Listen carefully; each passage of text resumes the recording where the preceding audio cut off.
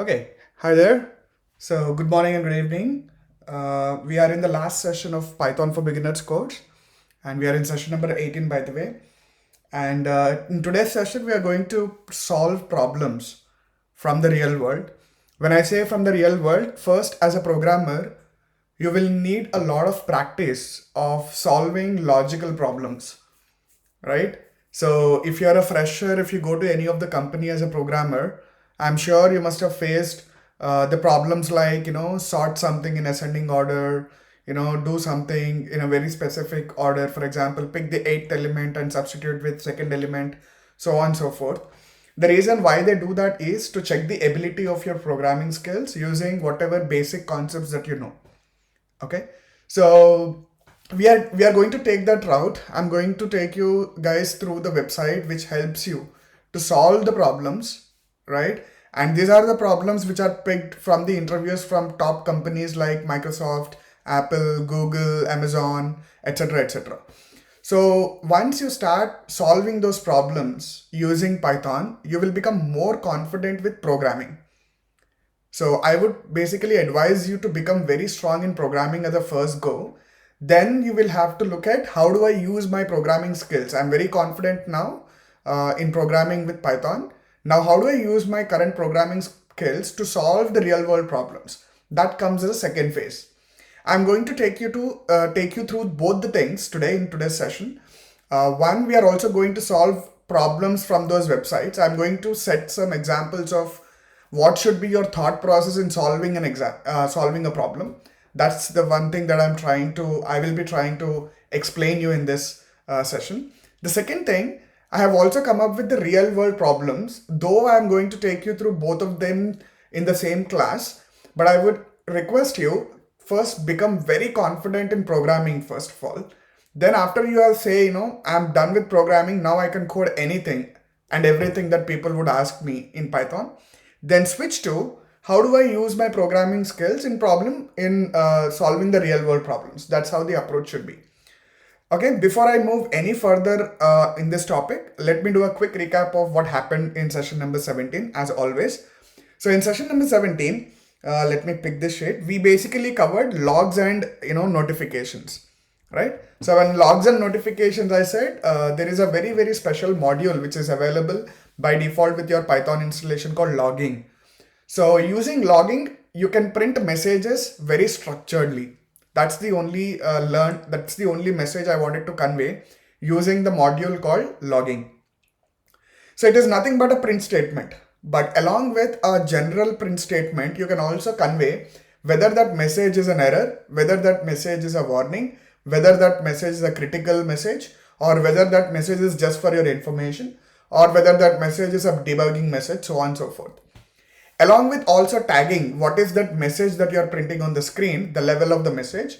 You can also format it as you want it, right? You can add special characters in your message. You can add the system time in your message. You can add the user who is running your program, like the operating system user. You can also add the IP address from where it has been executed, so on and so forth. You can have all the flexibilities of formatting your print statement very, very structuredly. Why is this important? Because when you write lines, hundreds and thousands of lines of code, it's important for you to structure your output also on the screen so that if there is any error in the future, you know in which line the error is. And it's very clear and evident on the screen. That's the whole purpose of we learning logging in the last session, and also be able to change the format of the message as we wanted. And I remember I have also taken you through the documentation website of logging, where there are a lot of other options also that you can choose to be part of your logging message, right? Not just name, you can also throw the function from which the message has come, IP address, whatnot. There are a lot of options that you can go through the documentation and you can add in the format of your print statement. That is nothing but in the logging. Okay, that's what we have seen using the handlers. And closing the logging section, I have given you a sample of exercise for you to basically see how do I configure the same formatting using the YAML configuration. YAML is nothing but just a tab or a space separated file in which you can configure something, and it is also a type of key value. Okay. When you get to this YAML configuration, you will learn a lot about it, but that is what I have taken you through in the last session. And next thing is, in any automated systems, it's important to send a summary of report. The easiest way to communicate with somebody in the professional career or as a working associate is by an email. So we have also seen how to send an email using your Google credentials to somebody, right, through the program. And the important package for you is SMTP, right, SMTP lib. So that is the one that will help you. That is also the default package that comes with Python installation. You need not install it additionally. So you can use that. You can set up your username, password. And as I told you, you have to go to your Gmail account or Google account and you have to select that, less secure ops. You have to switch that on. Only then you will be able to connect through Python. And not only that, the first time when you try to connect, you will get an email saying that there is a, suspicious activity on your Google account. You will have to accept it. After you accept it, again, you get back to the less secure apps, switch it on, then start programming. But please give 5 to 10 minutes of time in between so that your account will sync up with the configuration changes. Then you will be able to use your Google account from your Python to send emails. And the last but very important, once you're done testing with sending the emails, doing a lot of exercises, experiments, please go back to the same page called less secure apps and switch it off because it is very, very sensitive. That's the reason why Google always switches off the less secure apps access to your Google account. Else your account will become vulnerable for hackers. Okay, that's important to note. All right. So that is all that we have done in the last session. In today's session, we are going to solve 3 problems, real hands. I'm going to show you how do I basically solve a given problem just to test my coding skills or to improve my coding skills, I should call. Then I'm also going to show you what are the real world problems that we can use Python to solve for. Okay, so let's quickly start off with introducing you the platform first. So as you are seeing on the screen, I would prefer you guys to navigate to geeksforgeeks.org if you have not seen this page already, and just go log in, just register with this portal. And now let me introduce you this portal. This portal is a free portal where you have learning tutorials, a very, very basic learning tutorials. And along with that, you also, a very interesting piece for me is not the learning tutorials, but you have problems to solve like this with different difficulty levels. So a school difficulty, basic difficulty, easy, medium, hard. These are the problems that we have today in this portal. And you can go and solve those problems using majorly these languages that it supports. I'm sorry, it was a click. Majorly these languages like C, C++, Java, Python, SQL, PHP, JavaScript, etc. These are the programming languages that it supports for you to solve the problems that it has collected from multiple companies. Okay, so today we are going to pick one easy problem, one medium problem, and one hard problem, and we are going to solve those problems using the skills that we have learned so far. The reason me taking you through these portals and these levels of problems is because of the time constraints. I can only guide you solving 3 problems only in this session, but you have to go forward, pick whatever problem that feels like, for you to solve and start coding. That's the main intention of this course or in this particular portal, right? So how do you navigate? You can just click on Python or just click on this. It will take you to some page. And in this page, you can just say, for example, difficulty level easy. I'm not going to school and basic as well, if you observe. So you see the filters that are applied, filter only easy problems for me. Okay, so in these easy problems, in case if you want to change the difficulty, you can change it here. See, that's what I said. This portal basically collects all the problems which are asked by these top companies to write to a programmer, right? Amazon, Microsoft, Adobe, Paytm, everything. See, you have all top companies there on the screen for you. So these problems are not somebody who wrote it. These problems are contributed as they see from the portals of these companies. Okay, so that's the reason. Make it a habit to basically go through this and start practicing your coding skills. Okay, So from the easiest page, as I told you, we will pick the first one, like minimum changes to make all substrings distinct. So let's start solving this problem. Okay. So don't worry, I have also given you the link in my code. So as you see here, I have coded everything a few minutes back, so that I will anyway start coding it here as well, because I have to tell you how do I understand the problem, how do I break the problem into multiple steps, and how do I code for each of the step. That's important, right? So this is the same thing that I have opened here on the screen for you. Okay, so let's understand the problem first. So the problem is given like this. Given a string yes, find the minimum number of changes required to it so that all the substrings of a string become distinct. Okay, so note the length of the string is at most 26, because a string will have 26 alphabets in the max, right? So to make each and every character in a given string distinct, the maximum length should be only 26, right? Now, if this is a problem, okay, how many number of changes that you need to make the substring distinct? Please understand this statement. That means I need to basically identify how many duplicate strings are existing in the input. That's it. If I know how many duplicate strings are existing in the string, those are the number of changes I should make inside the string so that it becomes distinct. That's it, right? As simple as that. Now, having understood this problem clearly, so this is the problem that you have to understand. For this problem, now I would address what is my understanding? I have to understand how many duplicate characters or alphabets are there in a given string. That is the outcome for me to answer this problem. Those are the number of changes that would need it for the string to become a distinct string. Alright, it explains you the input as well. What it says, for any given input, the first one says how many number of alphabets the given character would have. Okay, so I'm sorry. The first line contains integer t. It says how many number of test cases I'm going to give as an input.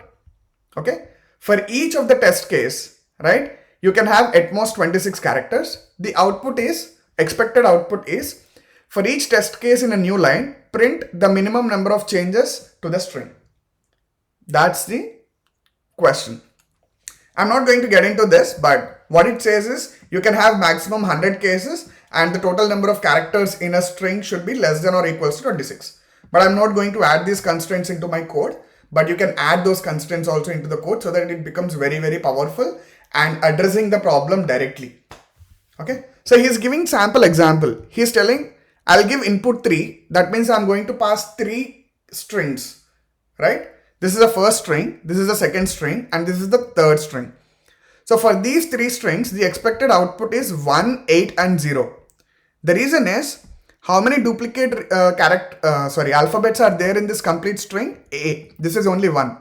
If I remove one alphabet A from this complete string and replace it by C, D, or Z, basically that will become distinct. So my output should be 1. Similarly, in the second string that is passed, there are 2 A's. 3 A's. That means there are 2 duplicate A's. I have to remove 2 A's.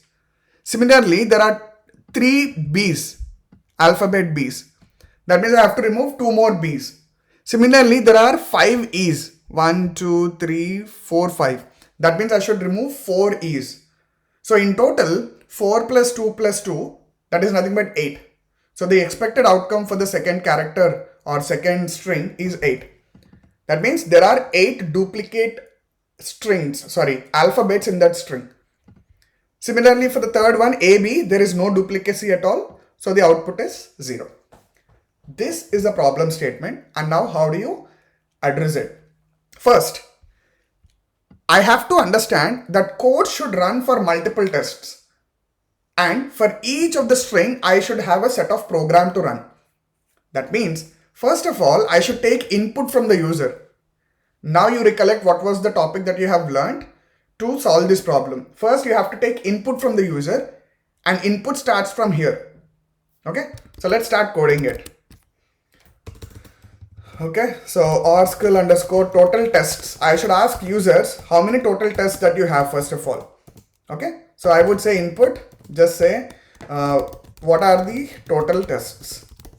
Okay, so user will give me the input. Now, if he's saying 5, I should go and ask user 5 times to give me 5 strings. If somebody says 10, I should go to user 10 times and ask for input strings. Alright, remember that point. Now, having said that point, that means I have to start a for loop, right? So for loop, for I in whatever is this, user is going to give.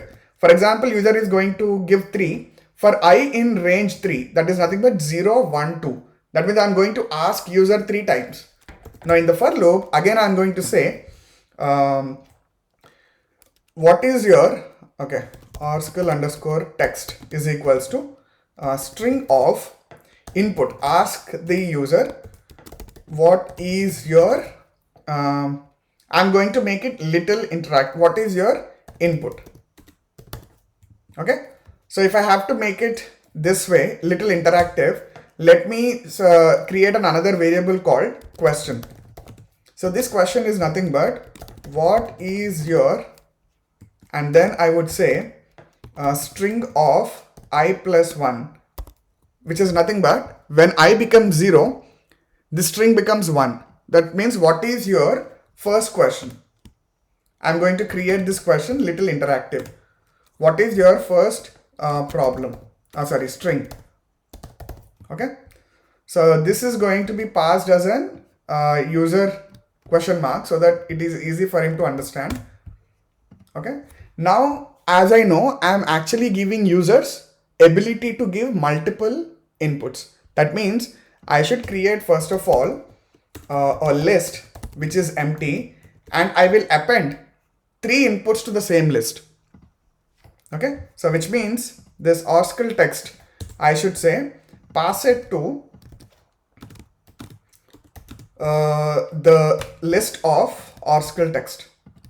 Okay, now let me run only this piece of thing so that my inputs are taken from the user.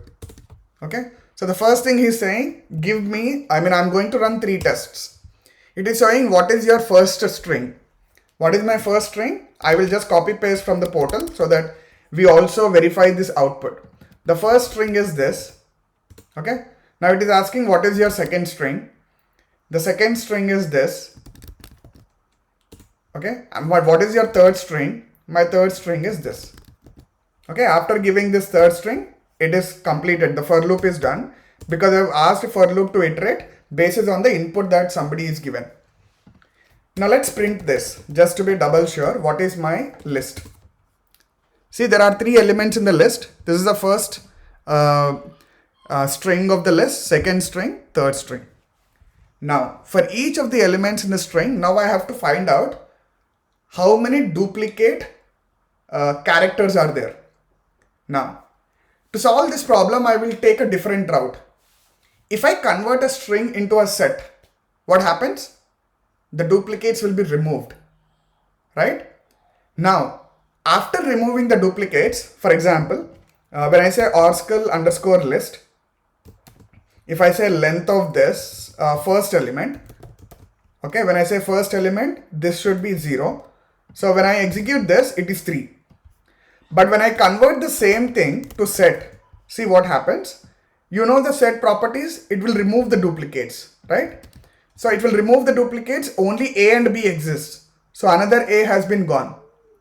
So along with converting the set, if I get the length of the set, what happens now? 2. That means if I subtract 3 with 2, the outcome is 1. Right?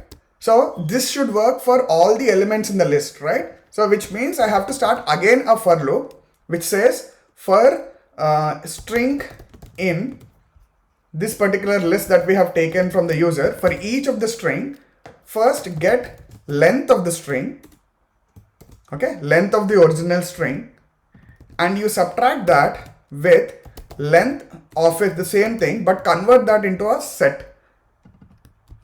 Okay, this is my outcome. Now print this difference.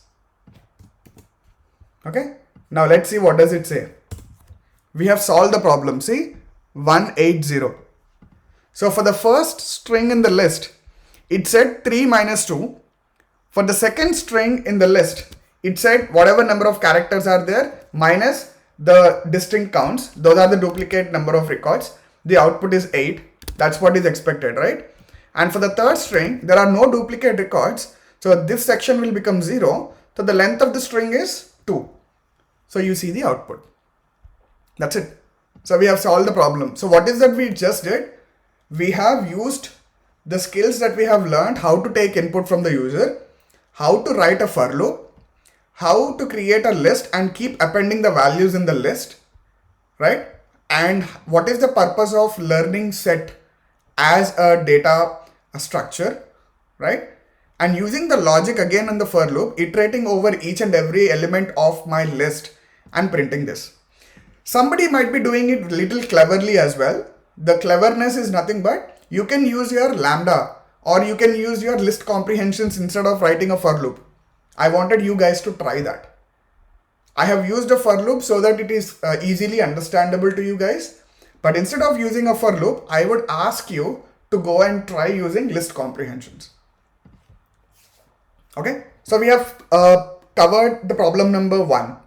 Now, as we discussed, I think this is the same thing that I have here, but probably, I wrote it a little differently as I documented it a few hours back. But it is one and the same. Okay, I'll have both of them for you on the screen.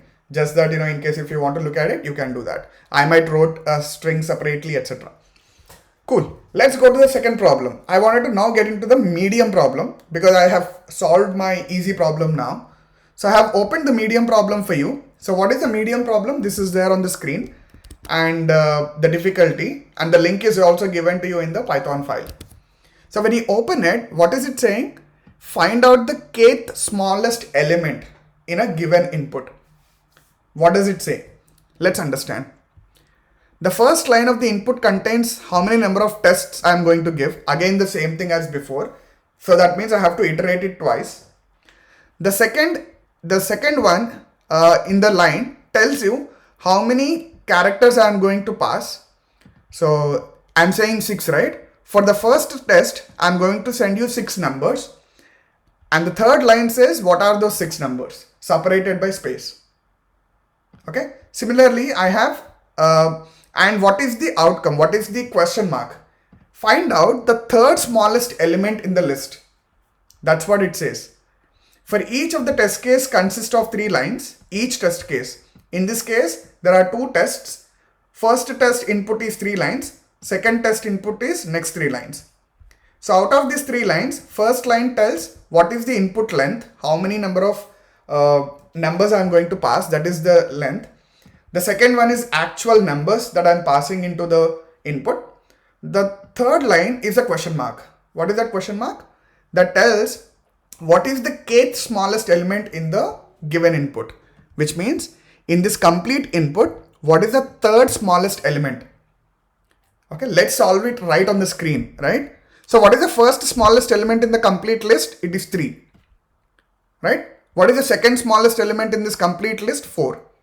And what is the third smallest element in this complete list? It is nothing but 7. So for the first set, the outcome should be 7. Now let's go to the second set. I am passing in 5 integers. That is what I am saying for the second test. What is the fourth smallest element? The first smallest element in this is 4. Second is 7. Third is 10. Fourth is 15. So the outcome for the second test should be 15. So that's what you see. Outcome for the first test is expected as 7. Outcome for the second test is expected as 15. So now you have to write a program to do this. Okay. So how do you do it? Again, you have to first take input from the user, right? So let me take the input from the user. So where is that? I'm sorry. Okay, it's here. Let me take the input from the user. As I told you, here I am going to take for each of the test, I need to take 3 inputs. But in the earlier problem, for each of the test, there was only 1 input. So I have created only 1 list there. Now I have to create 3 lists, right? So I'm going to copy paste these things that I have. so that I can explain.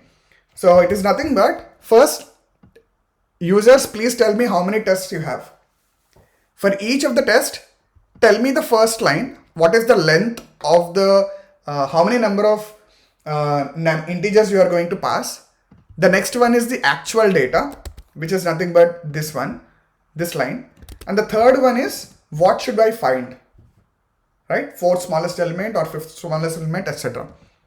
Okay, so now let me take this input from the user. For I in range of this, okay, I should call, again, I would first say query is nothing but, what is the, again, to make it little interactive, string of I plus 1, okay, plus, the first query should be length, test length, okay. So for this query, I should say Oracle underscore length, please append this to the same list, Oracle underscore length, I'm sorry, it should be nothing but the input, right? So this is an integer, right? So I would say integer of input of this query. Just pass this query as an input, take it as an input. Now the second question for the same test, I need to take 3 inputs from the user for each test. For the second one is not length, but for the same test, give me the actual integers, all integers. But all integers is separated by space. That's the reason it is not integer for me. It's an input string for me. So instead of integer, I should say string. Okay, so the input is going to be a string. But here, if you observe, I have to append into another list called Oracle list, not Oracle length. I have to take the third input from the user, right? So what is the third input? It is nothing but find what, right? Nth element. Okay, so I'm not changing this text. Probably you guys can do it a little better later, but this is what it is. So for each of the test, I'm taking 3 inputs from the user and appending it to the 3 empty lists that I have created. Okay, so this is only to take inputs from the user. Let me run this. How many tests I have? 2 tests. What is the first test length? I'll exactly copy paste this. It is 6. What is the input? All integers for this 6. Just copy paste this. This is the input. What is the nth element that I wanted to compute? The third smallest element. Now it went into the second for loop. And what is the length of this? 5. What is the total number of inputs? This is the input. And what is the 4th smallest element I wanted to find? So now I have taken inputs from the user. Let's print it. Oracle underscore length. See, 6, 5. Print Oracle underscore list. Right? This is the first input and this is the second input. Okay. And I have also got Oracle underscore find. So I need to find the 3rd smallest element in the first one and 4th smallest element in the second one. Okay, so now let me try to solve this. For, right, string in, again, I should say this one, range of Oracle tests. That's fine. I can also call it I actually. Okay, so the first one is get the length of the string. Length is already there in the list called Oracle underscore length. So the first one is length of 0, that is nothing but 6. I'm going to run for each and everything, right? So the Oracle underscore L, the list, the current list in this program is Oracle underscore list of the first one, that is 0. I should not hard code it, I'm sorry, it should be I, so that it runs for each and everything automatically, right? So similarly, nth element is nothing but Oracle underscore find of I. Okay. Now in this, the first thing that I have to do, how do I basically get something like 4th smallest or 5th smallest? First thing is I have to sort the elements inside the list in an ascending order. That's the first job that I should do, right? To sort something in an ascending order in the list, it is nothing but okay. First thing is, this is not a list. This is a string. Each element inside the list is a string. So I have to convert this particular string into a list. So how do I convert that into a list? As simple as this, rskill underscore list is equals to, I can use map now, right? Convert that into an integer, right? For x in, okay, x dot split off with a space, okay?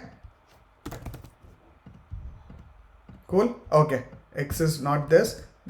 So for each element, right, for each element of this for each element of this string, I'm saying split it basis on, okay, I need not do all of this. As simple as that, rskill underscore l dot split.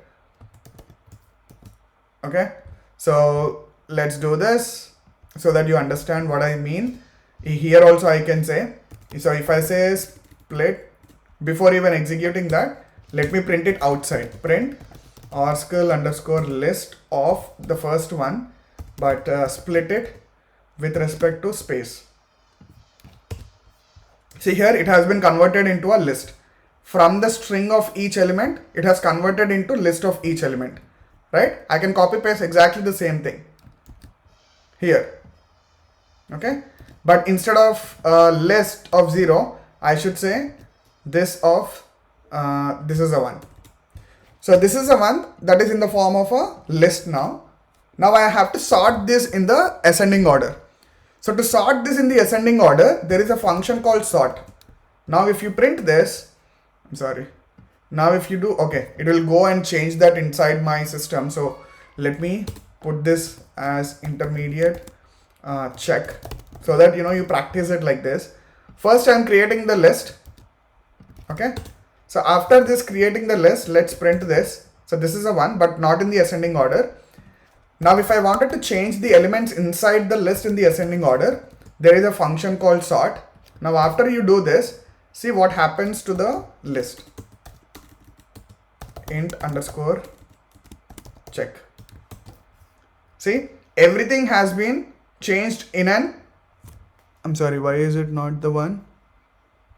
It should have changed, right? 7, 4, 3. Okay, so I think it did not convert each of that into an integer. I think that's the reason it is doing it a little weirdly here. Okay, so let me do it a different route. I will copy paste the one that I have wrote here so that it is not a waste of time, so that I can do it here. So I'm using a map, so that why should I use map instead of split is because I'm converting everything into an integer as well. Okay, so int underscore 2. So let's convert this into this one and then do the test. Why is it not sorting it as expected? So for this, let me convert everything into integer. So what is int underscore 2 again? Everything is as good. Now let me say int underscore 2 dot sort. Now execute this. Now I would say print int underscore 2. See, it has sorted.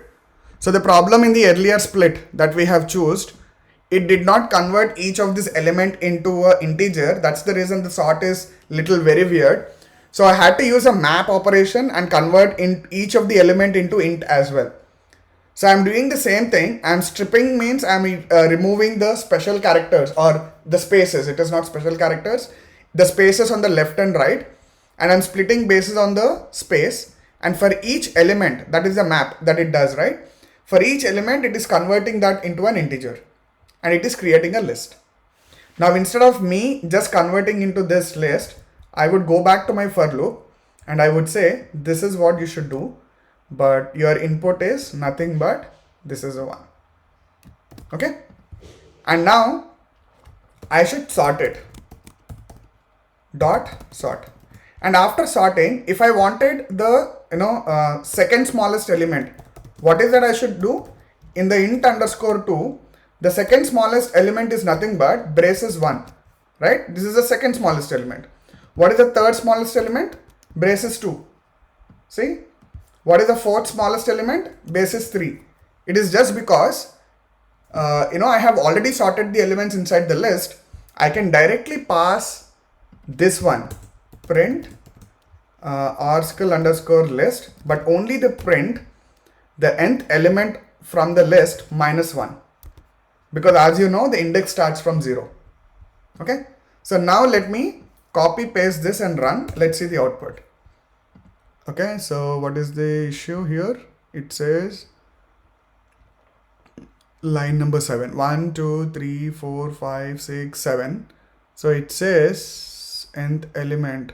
Okay, again this should be an integer because it is expecting that as a string. See, output is 7, 15. What is the expected outcome here? 7, 15. So what did I do? I just understood the problem here, and I also derive what are my steps to solve the problem. The first step is take this input, convert that into a list, and after I convert that into a list, sort each and every element inside the list in the ascending order, and after I sort them in the ascending order inside the list, pick the third element as it is asking me. Pick the fourth element as it is asking me and print that on the screen. That's it. I did the same thing in the for loop here. Okay. So before you write a for loop, you basically have to test it like this so that you understand. First, you need to write your logic somewhere. And after that, you need to validate whether what program I should write to solve the problem or to solve the logic. Then implement that in the for loop so that it runs for all the tests that you have.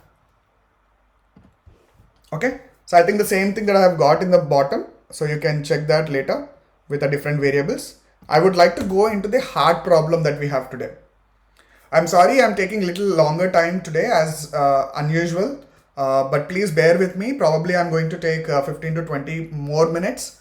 So we are going to conclude this course with just 15-20 minutes. Please bear with me. So the next one that I have got is the hardest complexity. So when it comes to the hardest complexity, see the problem. Maximum of minimum for every window size. What does it mean? I'm going to go a little faster here, though it is hard, but we know what is all of this about, but I'm going to directly take you through this. So the problem says, I'm going to give you two tests, okay? So each test will have two inputs. One, the length of the string that I'm going to pass, the length of the numbers that I'm going to pass. The second one is actual numbers. That is going to be the input. So first one is how many tests I'm passing. For each test, you have to take two inputs from the user. The first one is length of the test. The second one is how each element of the test. Okay. Now the problem is how many number of elements you have. You have to do a windowing. When I say windowing, it is saying find the maximum of the minimum of every window size. So I should first do a first window. That means 10. What is the minimum of 10? It is 10. What is the minimum of 20? It is 20. What is the minimum of 30? It is 30. What is the minimum of 50? It is 50. What is the minimum of 10? It is 10. What is the minimum of 70? It is 70. What is the minimum of 30? It is 30. After I get all of these values, compute the maximum of all of these elements. So what is the maximum of all of these elements? It is 70. You are done with the first element. Now that is the first window. When it happens with the second window, what is the minimum of these two? 10. What is the minimum of these two? 20. Okay. So what is the minimum of these two? 30. What is the minimum of these two? 10. What is the minimum of these two? 10. What is the minimum of these two? 30. Now on the outcomes of that, what is the maximum value? That is your second element. Okay. So if it is confusing, I would probably take this into this screen and I will explain. Okay. So as I told you, in the first iteration, okay. So you have, okay. So minimum of 10, comma, minimum of 20, comma, minimum of 30, comma, minimum of 50, comma, minimum of 10, comma, minimum of 70, comma, minimum of 30. Now after you compute this, what is the maximum of it? Maximum of all of these numbers. That becomes the first element output. Okay. In the second iteration, for the same string, remember, in the second iteration, it is nothing but, first of all, minimum of 10, 20. So the window is, every time you run it, you have to pick two numbers, comma, minimum of 20, 30. Again, minimum of 30, 50. Minimum of 50, 10. Minimum of 10, 70. And then minimum of 70, 30. Okay. So now what is the outcome of this minimum 10? It is 10. What is the outcome of this minimum? It is 20. What is the outcome of this minimum? It is 30. What is the outcome of this minimum? It is 10. What is the outcome of this? 10. What is the outcome of this? 30. Now, what is the maximum of this list? Maximum of this list. What is the maximum of this list? Output is 30. So, the outcome is, for the first one, the outcome is 70. For the second one, the outcome is 30. Now comes the third iteration. When it is third iteration, again, I'm going to copy paste this completely. It is nothing but comma 30, the third element. Every time you pick three elements of it. Okay. So the second time it is 20, 30, 50. And third one is 30, 50, 10. And this one is 50, 10, 70. And this one is 10, 70, 30. Okay. So at each of the stage, what is minimum? 10. And here it is 20. And here it is 10. Here it is 10. And here it is 10.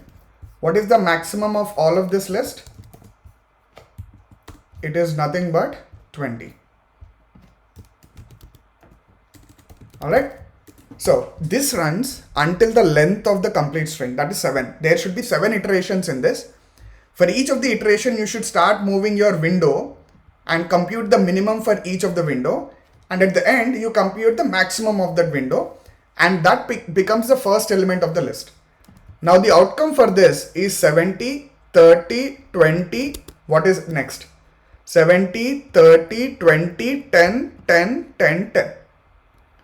Similarly, if I do the same window operation for this input, for the first time, minimum of each is 10, 20, 30, and the maximum of that is 30. Second time, the window operation is these two. The minimum of these two is 10. The minimum of these two is 20. So the maximum of these two is 20. So if the third iteration, the minimum of everything is 10, the maximum of 10 is 10. As simple as that. So that's why the complexity here is hard. Okay.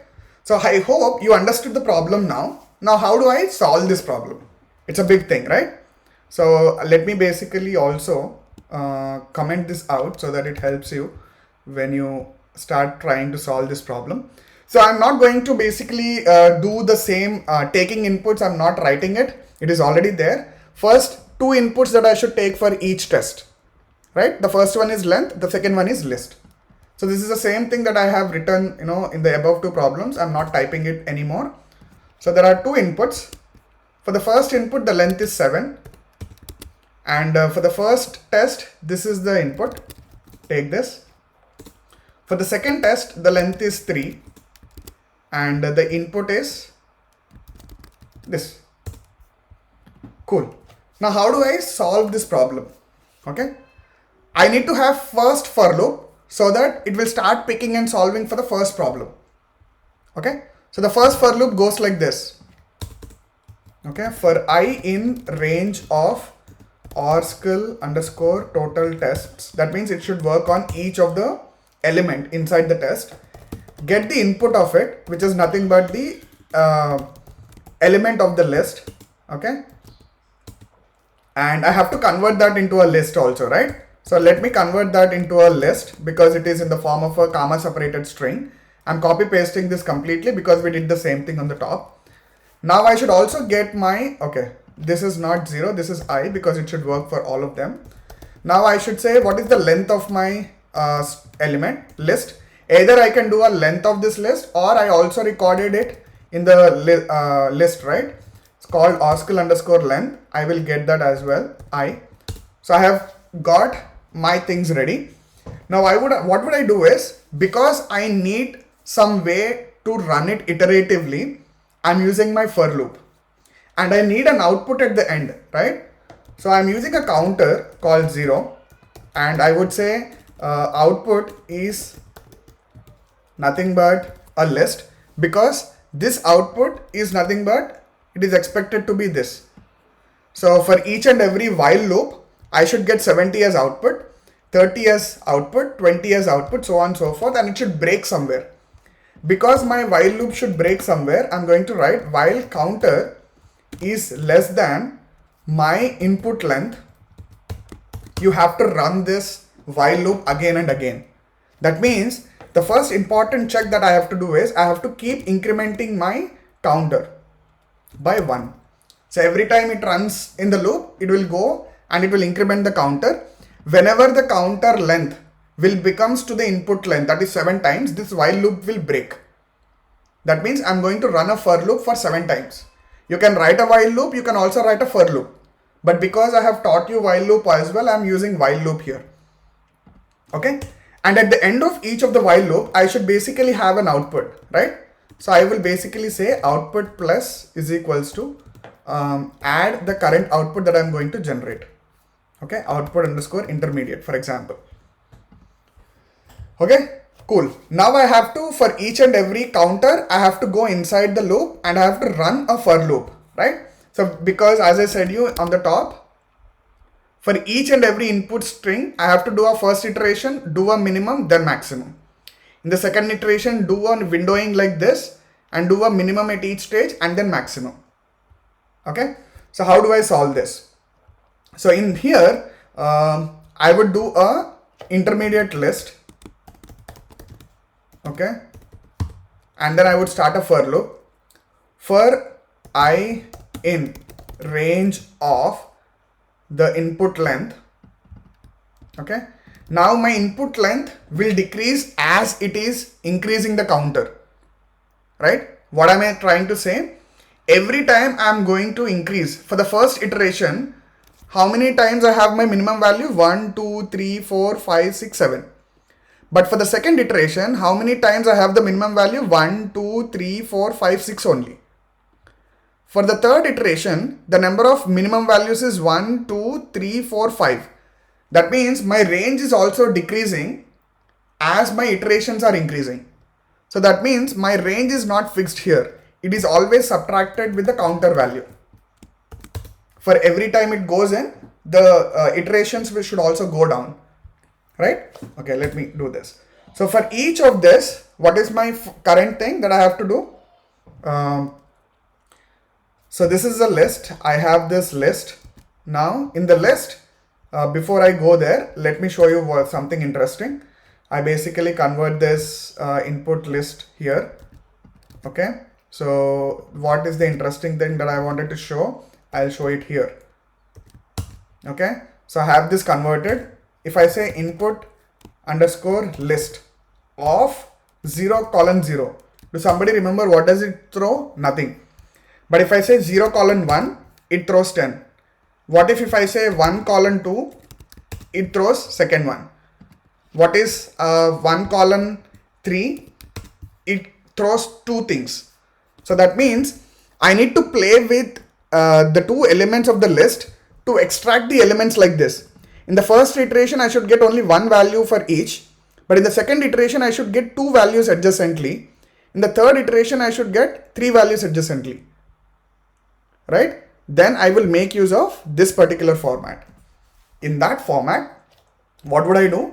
In the first iteration, it is going to be 0, 1, and it is going to be similarly 1, 2, the second element, third element would be 2, 3, and the fourth element would be 3, 4, so on and so forth. What should be the same thing in the second iteration? In the second iteration, it is going to be 0, 2, and it is going to be 1, 3, it is going to be 2, 4, it is going to be 3, 5. So if you observe carefully, the first element is being fixed, but the second one is incrementing. For the first iteration, it should be plus 1s. For the second iterations, it should be plus 2s. For the third iterations, it should be plus 3s. Okay? Which means I have to basically say, extract the input elements from the ith record to I plus counter.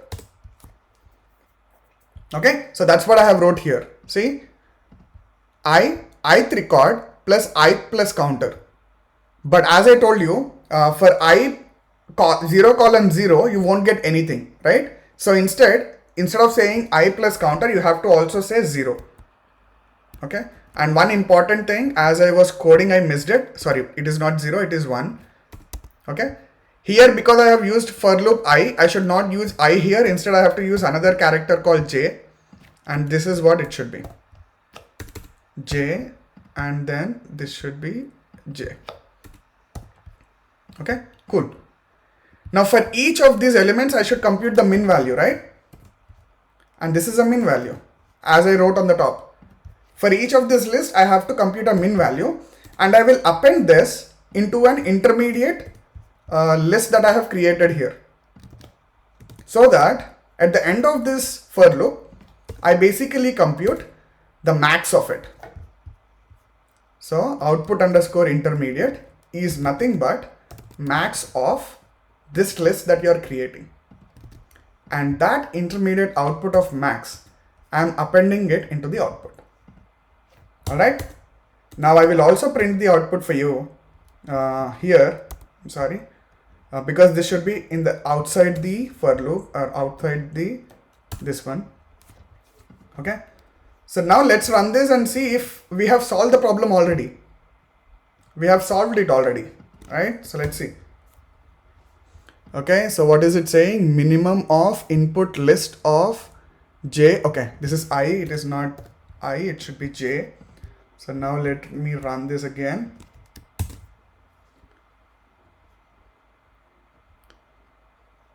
Oh, I'm sorry. I think this will run forever. Let me, I have done a small mistake. So let me give the input again. I'm sorry for that. Let me take two inputs, and the length of the first one is what? 6, right? 7. I'm sorry, 7, and the input is this, and the length is 3, and the input is this. Okay. So what is the mistake that I have done here is this should be part of the while loop. So I'm it should be inside it, and this should be inside it as well. Okay. So that was the mistake I did. Okay, I did not print it. Wow. Let me print my output. Print output. See, I have solved the problem for the first one. Okay. Now because this output is becoming empty here, I should basically add it for each and every element of it, right? For each and every for loop in the I basically have to append this output. So it should be outside this actually, because the first one has been erased, right? And this should be outside. Okay. So again, I will also print the output here for you so that you see the beauty of what we coded. Okay. So what is, okay, I think there is a mistake here. So, but we will do that, deal with it. But you understand, 30, 20, 10 is part of my output, but this has been appended into my same list. So if you observe carefully here, 70, 30, 20, 10, 10, 10, I have achieved it until here. See? And the next one is 30, 20, 10. I have also achieved it, but it is a part of the tail of the element. I have to separate them out. That's it. Okay. So hope it is clear. So what would I do here is, instead of me saying output, I can also say here, just for the case. Okay, so I would say output as output. Okay, I would do it like this instead of that. Output is max of this inside the while loop and print it.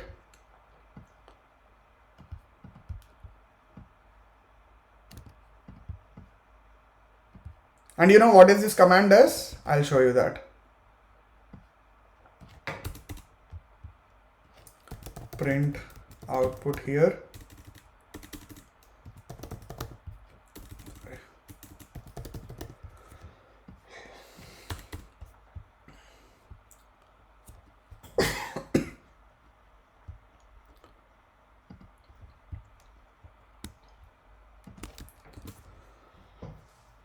I'm sorry guys.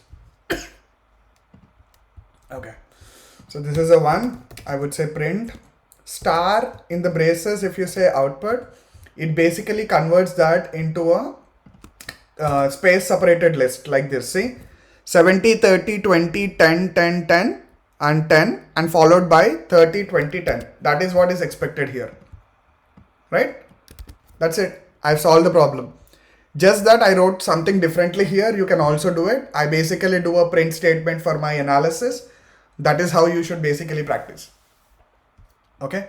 That's it. I think we are now good of trying solving the problems from this website. Again, as I say, go to the exploration, go to a lot of problems we have, and as complex as you go, you will have a lot of hands-on experience of problem solving skills. How do I basically create a logic? How do I create a step-by-step process to solve a problem?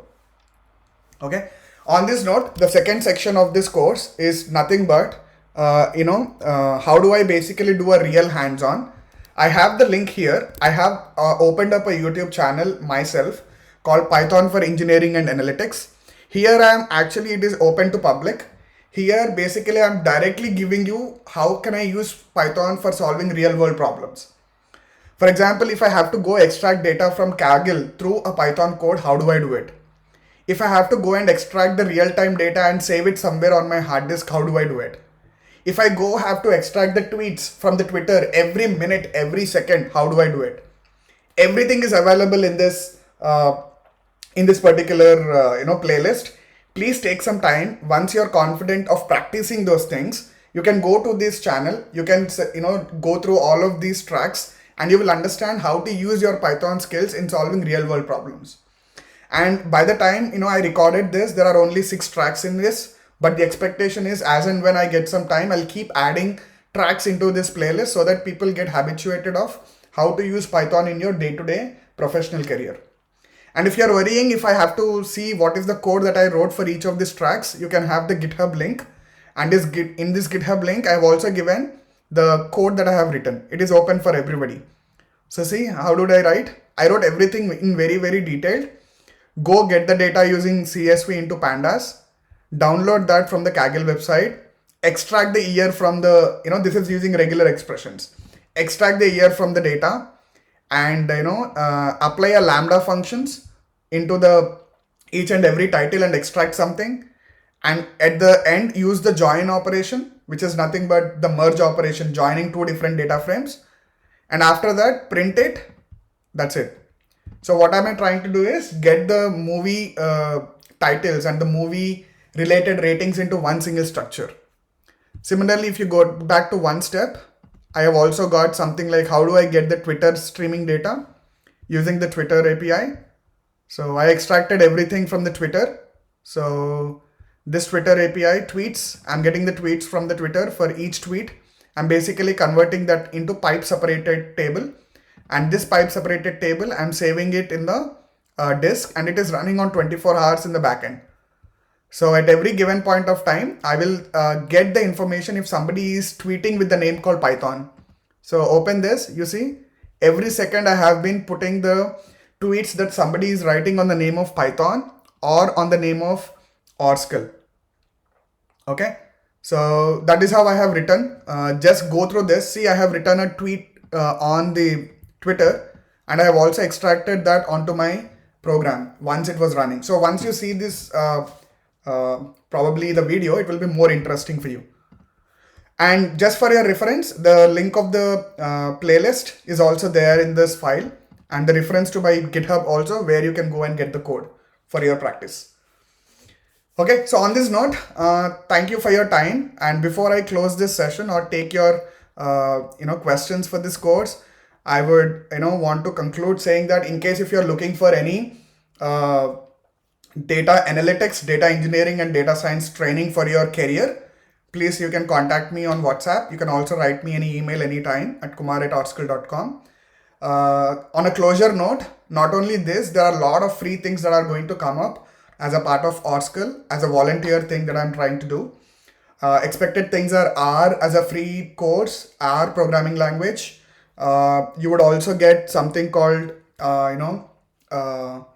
SQL also as a free programming language, because that is very important for anybody to have. So that's it. Thanks for all your time throughout this course of 18 sessions.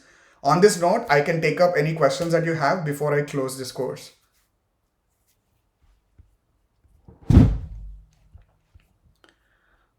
All right, questions please. Okay, if somebody is putting something on the chat, I will look at the chat. Give me a minute.